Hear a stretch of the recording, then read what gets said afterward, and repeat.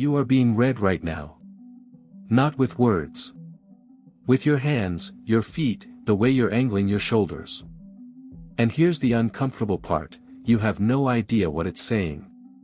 You've spent your whole life thinking your words were the message. But the people paying attention were never really listening to your words at all. So what exactly have you been telling everyone this whole time, without even opening your mouth? The answer starts in places you'd never think to check, your feet, moving without your permission, saying things you never agreed to say. Then there's the moment right before someone freezes, before they even know they're about to. But here's where it gets uncomfortable, sometimes your words say one thing, and your body's already told the truth. And once you see that gap, you'll never read a room the same way again. And that shift isn't an accident, it's what Book Echo English teaches you to notice, the things everyone else misses. Stick around, because once you see it, you can't unsee it. So let's start with the part of you that's the least practiced at lying, your feet. Most people obsess over the face when they're trying to read someone, or hide something themselves. Makes sense, the face is what we look at first. But it's also the most controlled part of your body. You've been managing your facial expressions since you were a kid getting scolded for rolling your eyes. Years of practice smoothing it over. Your feet never got that training. They're too far from your brain, both literally and in terms of attention. When something shifts in you, discomfort, excitement, the urge to leave, your feet react before your conscious mind even catches up. Watch someone in a conversation they want out of, and their feet will often point toward the nearest exit long before the rest of them moves. Their face stays polite. Their mouth keeps nodding along. But their feet already left the room. This is the limbic brain at work, the part of you responsible for survival, not etiquette. It doesn't care about being polished. It just reacts. And because it sits underneath conscious thought, it leaks out through the parts of your body you're not actively managing. Feet. Hands. The angle of your torso. All the places attention rarely goes. Think about the last time you sat across from someone who said they were fine, but something felt off. You probably couldn't name it. That's because you weren't consciously tracking their feet or their posture, but some part of you noticed anyway. That gut feeling that something doesn't add up. A lot of the time, that's your brain picking up on signals you never consciously registered. And once you know to look, you start noticing it everywhere. A foot bouncing isn't random, it's excess energy the body needs to release.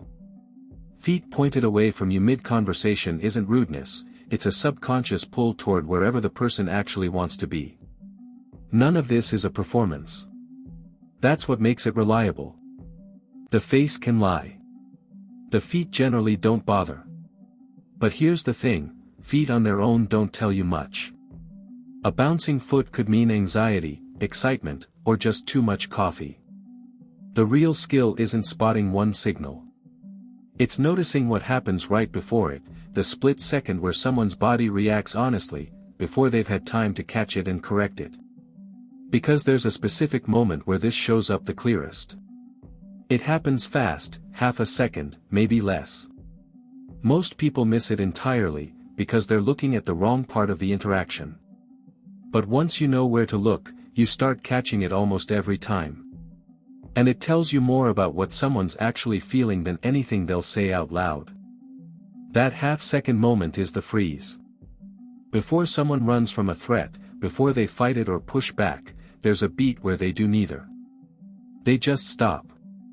It's brief, often less than a second, but it's one of the most honest reactions the human body has, because it happens before any conscious decision gets made. You've felt it yourself. Someone says something that catches you off guard, and for a split second, you don't breathe, you don't blink, you barely move at all. That's not you choosing to react that way. That's older than choice. It's the same wiring that kept your ancestors alive when spotting a predator meant the difference between living and not. Freeze first, figure out the danger, then decide whether to run or fight. Your body still runs that program, even when the threat is just an awkward question in a meeting. Here's what makes this useful. Watch someone's upper body when you ask them something unexpected, a question they didn't prepare for, a topic that catches them off guard. If there's a flicker of stillness before they answer, a half-beat where their shoulders lock or their breathing pauses, that's the freeze.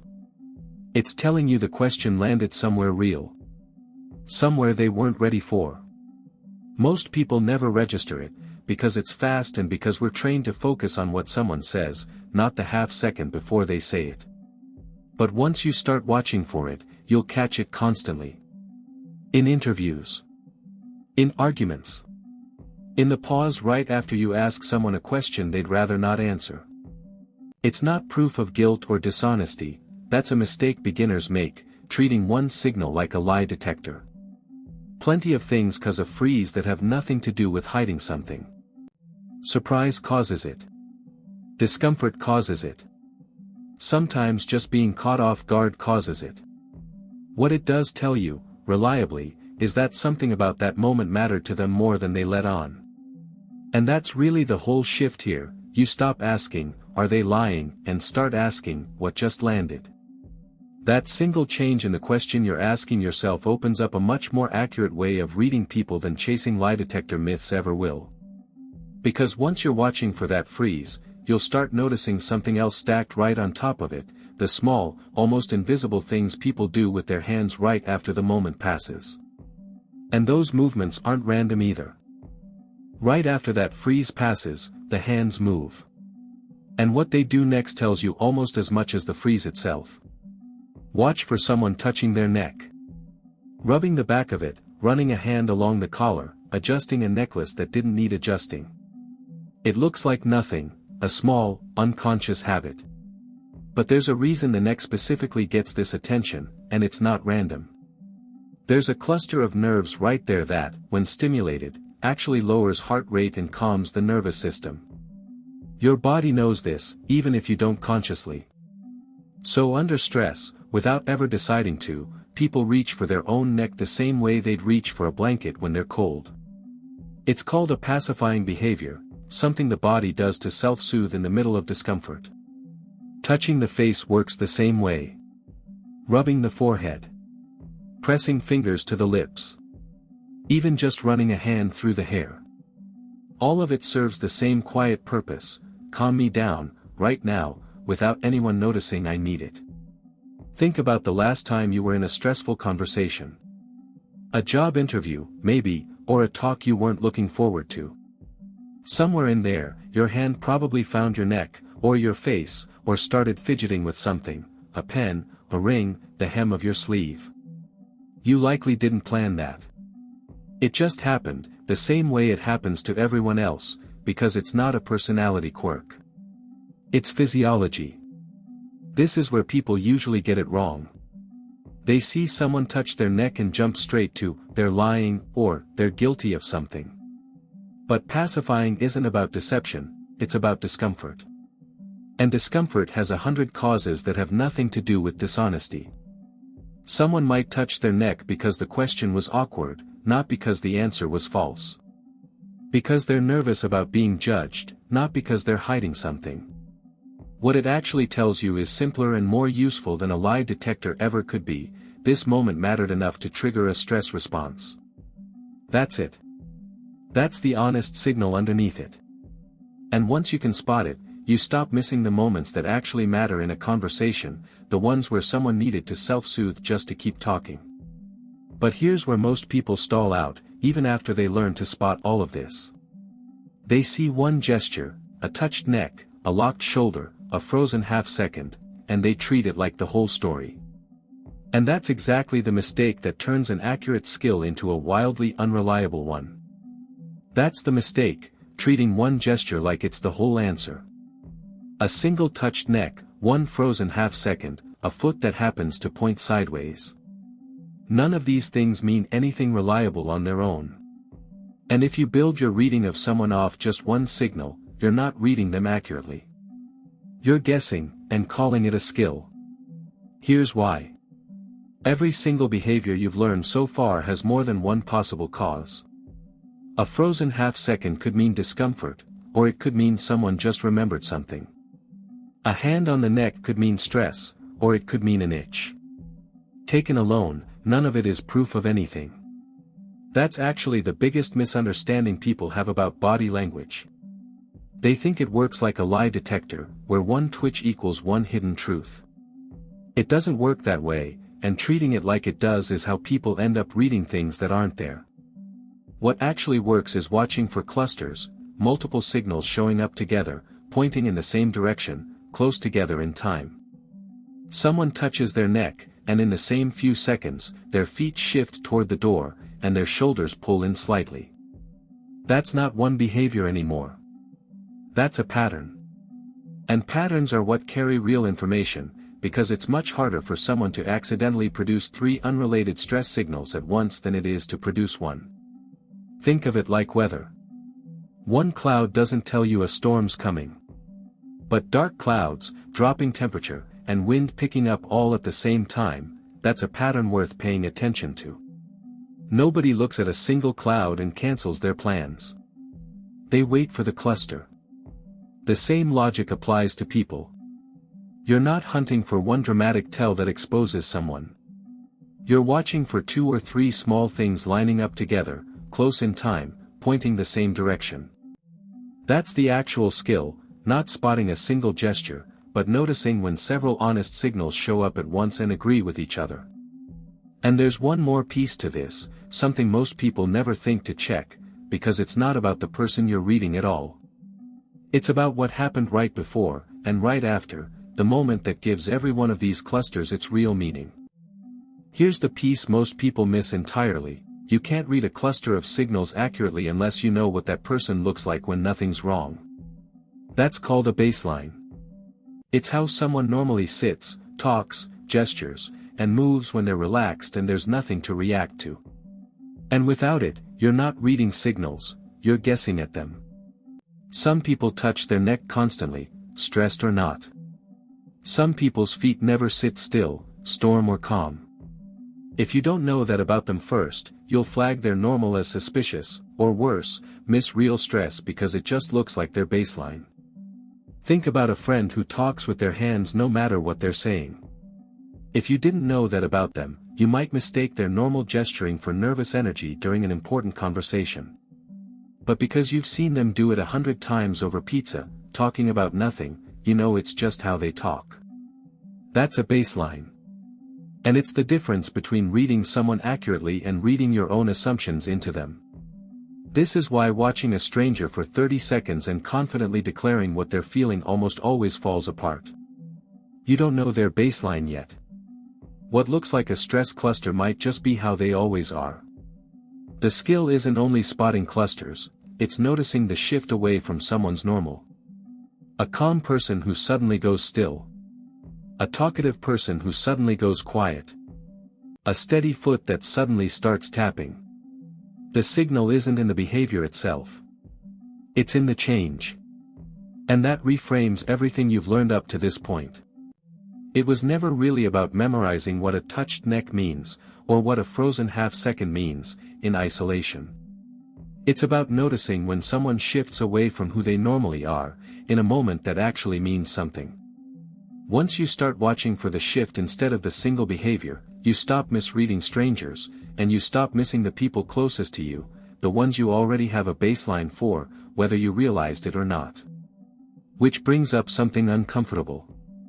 If you can read all of this in other people, the harder question is whether other people have been reading exactly the same thing in you, this whole time, without you ever noticing. Yes. They have. And here's where it gets specific: the moments people catch on to fastest aren't the small gestures.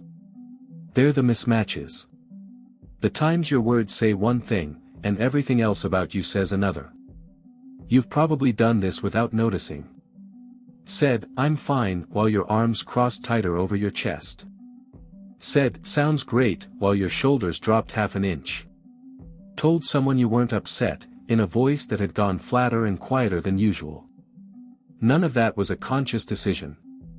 Your words are the part of you that's easiest to control. You choose them, you can edit them in real time, you can say something you don't fully mean without much effort. But the rest of your body isn't running off the same script. It's reacting honestly, in real time, often completely out of sync with what you just said.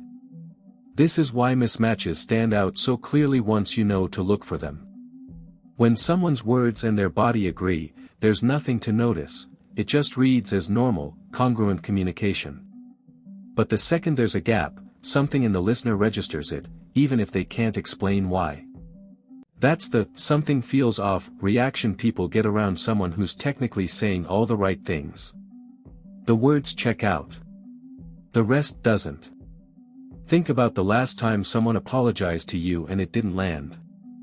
The words were fine, "I'm sorry, that was wrong of me." But something about the delivery didn't match. Maybe the eye contact broke too early. Maybe the tone stayed flat instead of softening.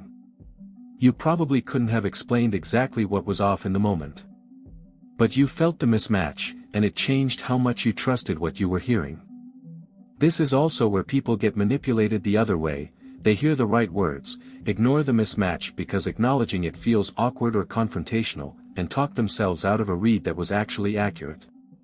That instinct that something didn't add up. It's usually not wrong.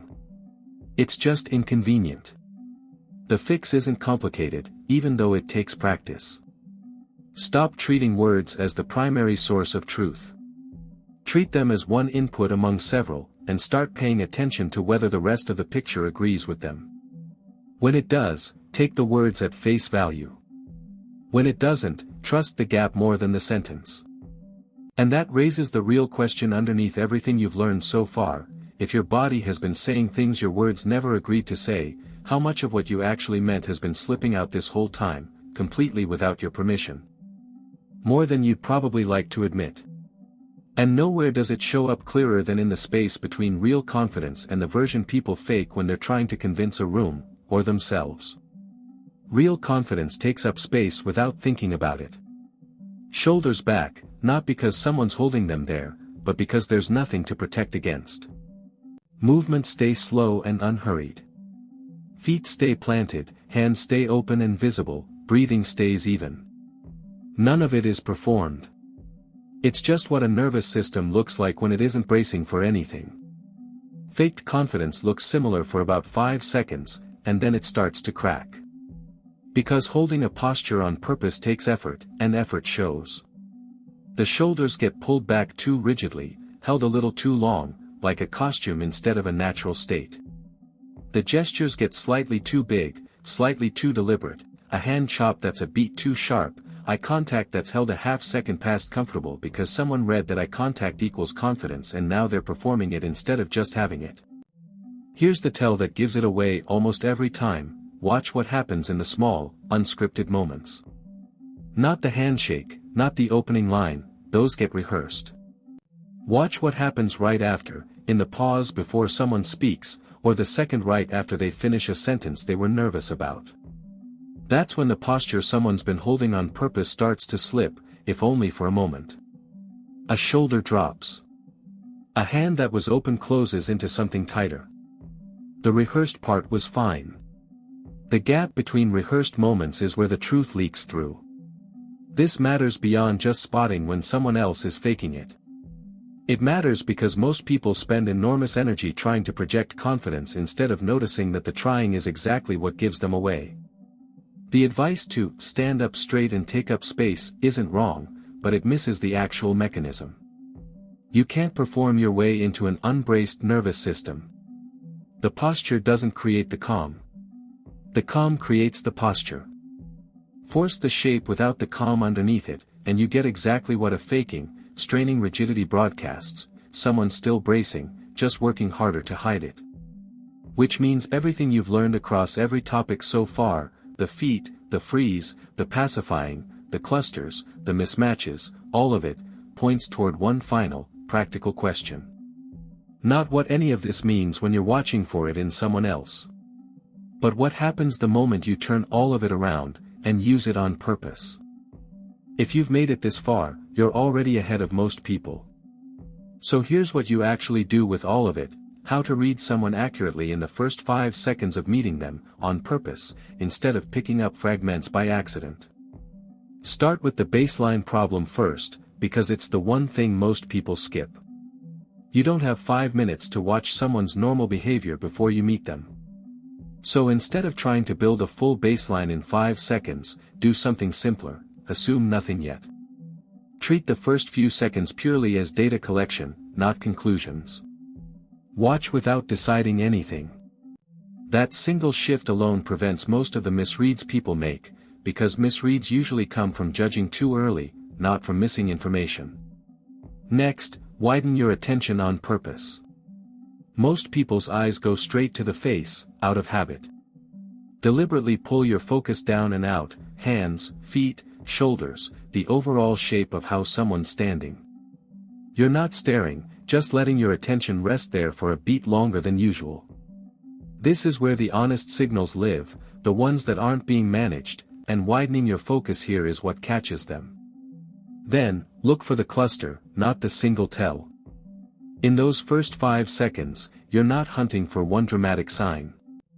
You're noticing whether 2 or 3 small things agree with each other: open hands and forward feet and relaxed shoulders, or the opposite, arms pulled in and feet angled away and a stiffness in the shoulders.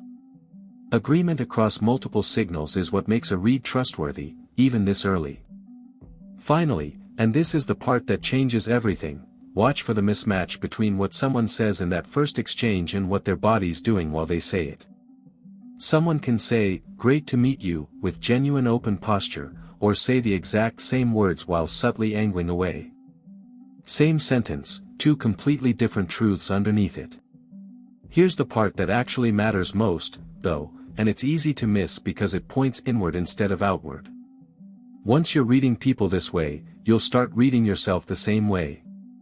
You'll catch your own crossed arms in a conversation you claimed you were fine with. You'll notice your own voice go flat right when you said everything was okay. And that's not a small side effect, that's the real value here. Not just understanding other people faster and more accurately. Understanding, for the first time, what you've been quietly telling everyone about yourself this entire time. So that's what you've actually been carrying this whole time: feet that move before you decide to let them, a freeze you never chose, hands that reach for your own neck to calm a nervous system you didn't ask to react. Words that don't always match what the rest of you is saying, clusters that only make sense once you know someone's baseline, posture that admits the truth even when you're trying hardest to hide it. None of it was ever really hidden. You just weren't looking.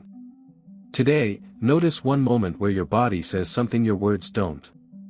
Just notice it. That's where this actually starts. But there's one signal we only touched on briefly: the gap between real confidence and the version people fake to get through a room. Because faking it doesn't just fail in 5-second first impressions. It fails everywhere, constantly, in ways most people never figure out why.